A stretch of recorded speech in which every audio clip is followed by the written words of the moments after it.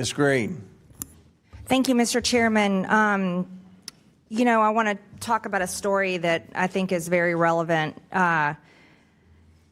Brendan Ofori died after being shot on a Green Line Metro train in 2023.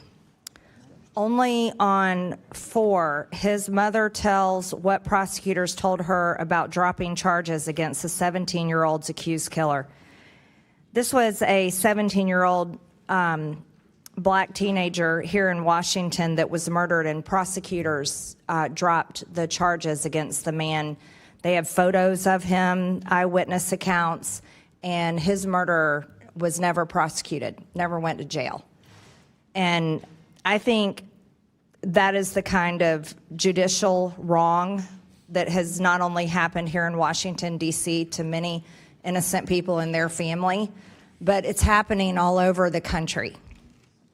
And this is a very relevant conversation because when innocent people are being murdered, especially teenagers, and their murderers are having charges dropped, or they have judges that let them off on lenient crimes, or say they're a repeat offender that has been arrested and arrested and arrested over and over and over again, and they keep getting released and they keep getting released, and there's another victim and another victim and another victim.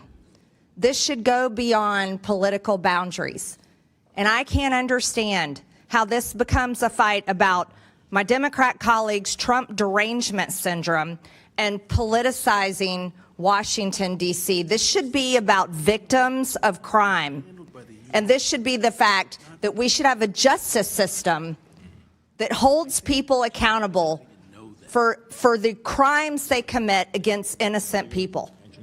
And right now we're seeing on the news an innocent woman that came from Ukraine. This woman felt safer coming from a war in Ukraine. She thought she was coming to America to be safe, and she was murdered on a train in cold blood, murdered. And we're seeing crimes like this day after day, night after night, and it goes on and on and on. And anybody wants to argue about the National Guard? What, you people want the National Guard coming in and handing out water bottles when there's some sort of natural disaster? Is that just what the National Guard is supposed to be for? Well, I'm going to tell you what's up. The National Guard is also here to protect and keep our streets and our country safe. They aren't meant to be sent over to foreign wars to go die in some foreign country.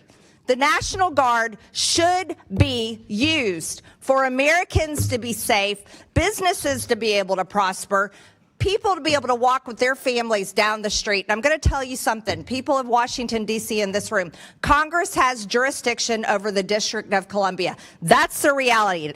Democrats, you may not like that, but that is the reality. The bills that are being passed here and being in a public setting, being discussed and debated and being voted on are for your safety. Because what's happened, and you know it because you live here, you are living in a city filled with crime, And we have witnessed it as members of Congress. We've lived in it. A Democrat congressman just a few years ago got carjacked. We've had interns murdered on Washington, D.C. streets. And you know it because in your communities, you know people and you witness it. There's drive-by shootings, there's drug deals, and the youths of this community are being done wrong. Absolutely being done wrong. And so I'm telling you right now, I can tell you I'm from Georgia. Yes, that is where I am from. However, I come to work in Washington, D.C., and I live here when I am here for work, and I happily go back home when I am not here for work. But I will tell you there is a commitment by Republicans on this committee to stand up against crime and do what is right for the American people. And I 100%, and so do my colleagues, 100% support the use of the National Guard to clean up the crime and stop the criminals from murdering and raping and stealing and making cities unsafe. And that's the reality of where we are today. And so this debate can continue back and forth, but it is ridiculous. Fighting for criminals is a losing argument. Fighting against crime will win every single time on anybody that has common sense. Thank you, Mr. Chairman. I yield.